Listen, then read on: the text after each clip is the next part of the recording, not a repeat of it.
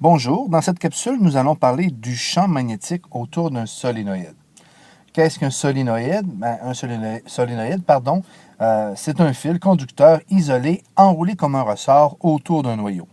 Donc ici, c'est un fil qui est enroulé autour d'un noyau et il revient ici comme ça. Donc, c'est ce qu'on va voir durant cette capsule. On va se poser la question, à quoi pourrait ressembler le champ magnétique lorsque j'ai une bobine de fil?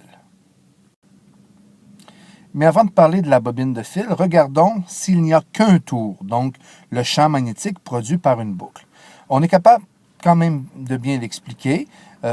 Ici, le courant partirait et irait dans cette direction. Donc ici, j'aurais un courant sortant et ici, un courant entrant. Donc, la première règle de la main droite, vue dans la capsule précédente, fait que les doigts nous montreraient cette position. Donc, ici, ce serait la direction des lignes de champ. Ici, le courant étant rentrant, bien, les doigts nous indiqueraient cette direction-là, ce qui fait que le champ magnétique autour d'une boucle aurait l'allure suivante.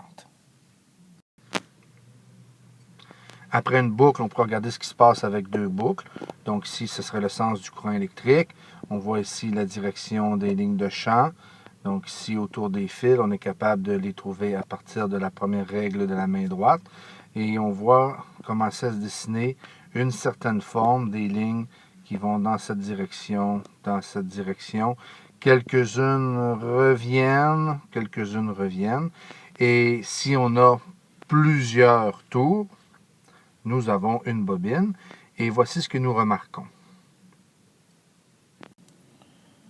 Si on fait plusieurs boucles et qu'on commence à avoir ce que l'on appelle un solénoïde, eh bien à ce moment-ci,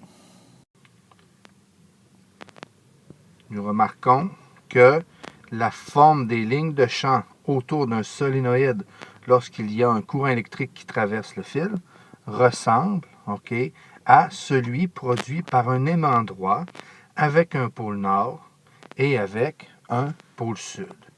Donc, on serait capable d'avoir un aimant à volonté. On fait passer du courant électrique, champ magnétique, on arrête de faire passer le courant électrique, plus de champ magnétique. Maintenant que l'on peut voir que la forme des lignes de champ autour d'un solénoïde ressemble au champ magnétique d'un aimant droit, bien pour l'aimant droit, c'est facile. Le pôle nord est toujours du même côté, le pôle sud toujours du même côté, tandis que pour un solénoïde, le pôle nord et le pôle sud vont varier selon le sens du courant électrique et selon la façon dont le solénoïde est enroulé. Pour le trouver, nous allons donc avoir besoin d'une nouvelle règle. C'est la seconde règle de la main droite. La seconde règle de la main droite va nous permettre de connaître le sens du champ magnétique à partir de la main droite pour un solénoïde traversé par un courant électrique. Dans ce cas-ci, dans le cas de la deuxième règle de la main droite, le pouce va nous indiquer le sens des lignes de champ, donc vers le pôle nord, et les doigts doivent suivre l'enroulement de la bobine dans le sens du courant électrique. Donc ici, nous avons à gauche un exemple. J'ai un courant électrique ici qui circule dans cette direction. Si je veux que mes doigts suivent l'enroulement, eh bien mon pouce monte vers le haut. C'est ici la direction. Donc les lignes sortent du nord, entrent au sud. Même chose pour celui qui est à côté. J'aurai une accumulation de plusieurs bobines. Allons faire un petit tour au laboratoire pour le voir un peu mieux. Voici un solénoïde. Un solénoïde, c'est du fil qui est enroulé autour, ici, d'un noyau. C'est tout simplement un noyau de papier. On va se poser la question, quelle est la forme d'un champ magnétique lorsque j'ai une bobine, lorsque j'ai un solénoïde, lorsque j'ai du fil enroulé comme ça autour d'un noyau? Tout d'abord, pour être capable de trouver le sens du champ magnétique, j'ai besoin de connaître le sens du courant électrique. Supposons qu'ici c'est la borne positive et qu'ici c'est la borne négative. Eh bien, le sens du courant électrique va du plus vers le moins. Donc ici, le sens du courant électrique sera dans cette direction. Donc le courant électrique va venir dans la bobine, va passer sous, va enrouler et va revenir ici à la borne négative. Comment est-ce que je fais maintenant pour connaître le sens des lignes de champ autour d'un solénoïde lorsqu'il y a un courant électrique qui circule? C'est la seconde règle de la main droite. Donc on a besoin pour ça de notre main droite. Et dans ce cas-ci, dans la seconde règle de la main droite, ce sont nos doigts qui vont aller dans le sens du courant électrique et c'est notre pouce qui va nous indiquer la direction des lignes de champ. Si je regarde ici cette bobine et que je veux que mes doigts suivent le courant électrique, ici j'ai une seule possibilité. Si je veux que mes doigts suivent le courant électrique, je dois passer sous la bobine pour passer par-dessus. De sorte que ici, mon pouce indiquerait cette direction. Donc, ça voudrait dire que les lignes de champ iraient dans cette direction, iraient dans cette direction. Les lignes du champ sortent du nord et entrent au sud. Donc, on remarque ici que l'on aurait des lignes de champ qui seraient semblables à celui d'un aimant droit. Donc ici, on revient à la suivante. Et voilà. J'ai toujours la même bobine. J'ai ici mon positif, j'ai ici mon négatif.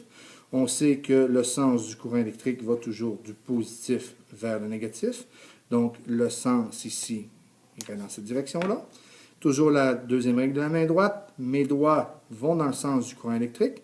Cette fois-ci, si je suis le fil, tout le monde voit que je passe par-dessus le cœur. Donc, si mes doigts suivent le sens du courant électrique, je passe par-dessus comme ça, de sorte que la direction de mes lignes de champ, elle va dans cette direction-là.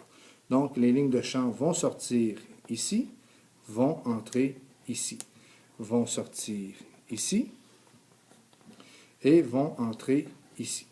De sorte que j'ai ici un pôle nord et ici un pôle sud.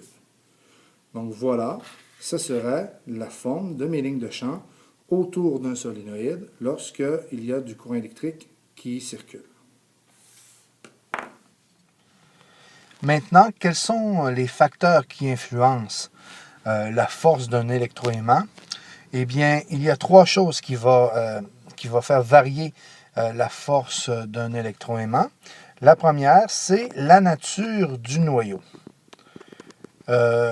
Donc ici, si je fais passer, si j'enroule du fil autour d'une tige de bois et que je regarde un peu la force du champ magnétique produite et que je la compare à le même enroulement mais autour d'une tige ferromagnétique, une tige de fer, eh bien je vais remarquer que lorsque le noyau est ferromagnétique, la force du champ magnétique est de beaucoup augmentée. Le deuxième facteur qui va influencer sur la force d'un électroaimant, c'est l'intensité du courant électrique. Plus l'intensité du courant électrique sera élevée, eh bien, plus la force du champ magnétique sera grande. Et le dernier facteur, c'est le nombre de tours que l'on appelle N, le nombre de tours, ou des fois vous allez entendre un nombre de spires. Eh bien, plus il y a de tours de fil autour d'un noyau, et plus le champ magnétique sera élevé. Et c'est directement proportionnel. Donc, une bobine de 100 tours devrait être 10 fois plus, le champ magnétique devrait être 10 fois plus fort qu'une bobine de 10 tours. Ce sont les trois facteurs qui influencent sur la force d'un électroaimant. Pour terminer, je vous laisse sur une petite expérimentation au laboratoire. On vient de voir qu'un courant électrique pouvait générer un champ magnétique, mais est-ce que le contraire est vrai? Est-ce qu'un champ magnétique peut créer un courant électrique? On vient de voir qu'un champ magnétique pouvait être créé à partir de la circulation d'un courant électrique. On va se poser la question maintenant du contraire. Est-ce qu'un champ magnétique peut créer un courant électrique? J'ai ici une bobine. Si on regarde la bobine, je vois ici le fil de cuivre qui est enroulé. Donc, il y a énormément de tours. Okay, et le fil électrique revient ici. Donc, ce qu'on va vouloir faire, c'est à partir de ce solénoïde-là, faire passer un champ magnétique à l'intérieur et vérifier s'il y aura la production de courant électrique. Pour ça, on va utiliser un galvanomètre. Un galvanomètre, on pourrait résumer ça comme étant un compteur d'électrons. Donc, il va nous permettre de voir s'il y a du courant électrique qui va circuler dans ma bobine. Donc ici, je connecte le tout. Donc la bobine ici, le solénoïde est relié au galvanomètre. On remarque immédiatement que l'aiguille ne varie pas. Il n'y a pas de courant électrique qui circule dans ce solénoïde-là. Maintenant, je vais prendre un aimant. Si je prends un aimant droit, c'est un pareil à celui avec lequel on travaillait en classe, tout ce que je vais faire, je vais venir l'inclure et le sortir de la bobine. Et on voit bien ici qu'en rentrant et en sortant l'aimant droit, son champ magnétique va venir influencer sur la bobine et vous voyez le courant électrique. Présentement, ce sera un courant alternatif que je créerai. D'un côté, quand je rentre, on va d'un côté, quand je ressors, on va de l'autre côté.